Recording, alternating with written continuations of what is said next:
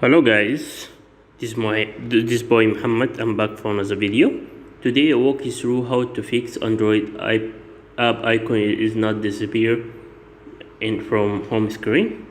The step is very easy. You need to restart your phone. After you restart before your phone is not fix your problem, you go to setting. From setting, you go to apps. You look for apps. Click in apps. And you're looking for click all apps, and you're looking for launcher, game launcher. No game launcher, it's launcher, just a launcher. You're not found, you can search it here.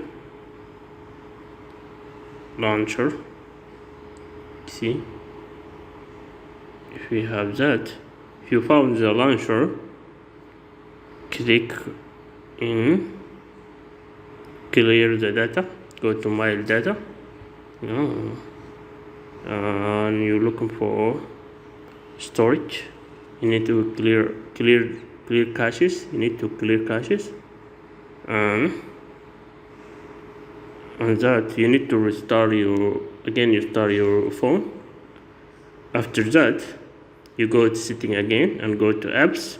From apps, if you which app is not icon is appear, let's say Google Chrome, the icon is not appear, you click in Google Chrome and go to mobile data.